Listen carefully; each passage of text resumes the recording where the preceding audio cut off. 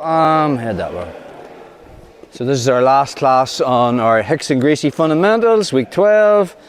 We were looking at Keylock Escapes, Americana Escapes. We're going to look at two in this sequence. We're going to look at defending the Americana or the Keylock from the mount and from inside guard. So for those that aren't familiar with the submission, Carl's got his hands in boxing hand position. Just going to make the cross grip. It can be hard. The problem is, well, there's three problems getting the Americana. Is on the stronger person, it can be difficult to get this arm to the mat.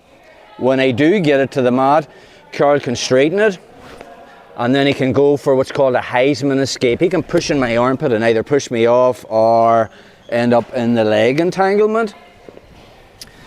So a better way of getting it is, if I'm attacking Carl's left arm, my left hand makes a monkey grip, which is a thumbless grip, so I'm not using my thumb. I glue my elbow to my body, I put my hand on the mat. Carl's not going to let me push his arm to the mat, and now from there I just lift my knees off the mat, so all my body weight's on that wrist. I'm not trying to get his wrist to the mat, I'm trying to get my elbow beside Carl's left ear, and now I'm coming underneath and I have it. Okay, once I'm there, I make sure that I glue his wrist to the mat. I start to swim his wrist back. I don't want the Heisman. Anytime Carl can see my armpit, he can push. Yeah, so I put in a shadow hook and then I lift my knee. Push now, bro. So we're thinking about, just turn this way, bro.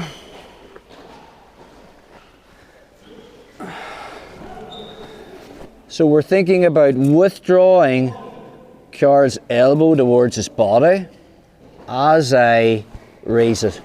So it's that at the end. So that's what we're after. So again, from that position, I can make the grip. So I'm not using a C grip, because that's just, if he punches his arm out straight, it's difficult to keep control of it.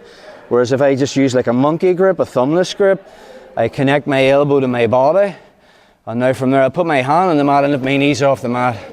And it's just my body weight pushing all my weights on his wrist. Now I'm not interested in getting it to the mat, I just want to get my elbow to the mat. So now there's space under here, I just come underneath.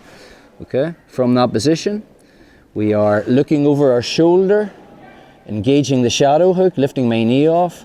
Because when you think about when he goes for a Heisman, watch his right hip. Just turn this way, bro. When he's pushing on my armpit, watch his right hip coming off the mat. Alright?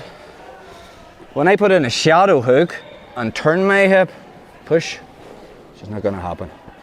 But we are working the escape. Let's look at that. You're on top, bro.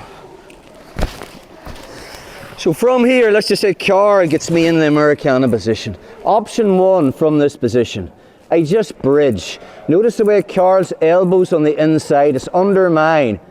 If he doesn't move his elbow, he's no base that side. So option one is, I just bridge and I'm on top. Okay.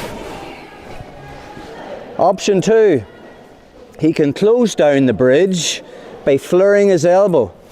The minute he does, his elbow's on the outside, I just bring my elbow back to my body.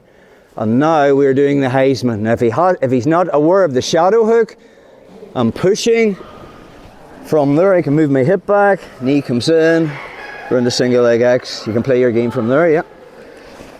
But option three,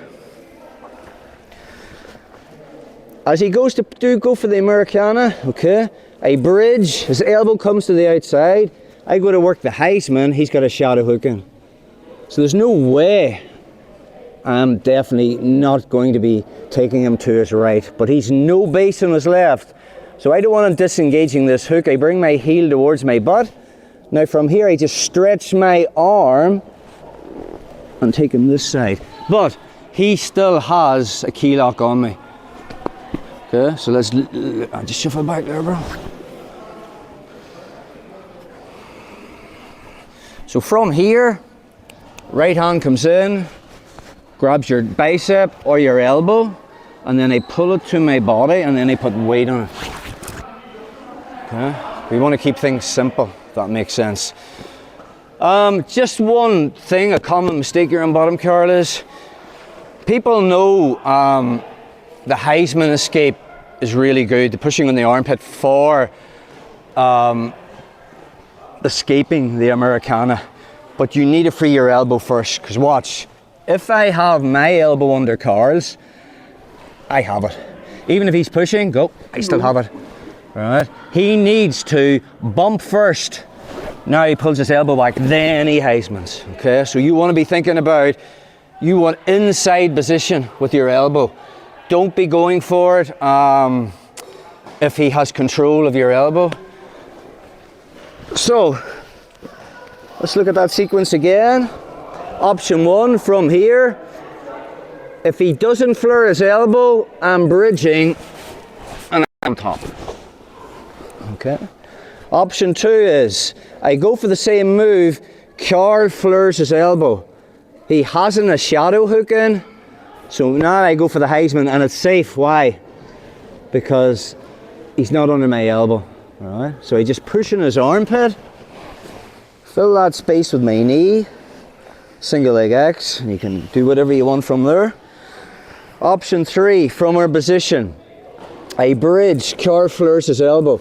Now he puts in that shadow hook, okay, and lifts his right knee off the mat. I will not take him that way. So I just bridge back the way it came. Watch what I'm doing with this hand, it just reaches as if it's trying to touch the mat. But now from here, I'm still exposed. He still has a key lock on. So my free hand comes underneath. Ideally, I want to grab the elbow, but if it's tight to his body, you can just grab your bicep, pull it back, and then just put body weight on him. Finish now. And then I'll swim inside. Okay, let's relax.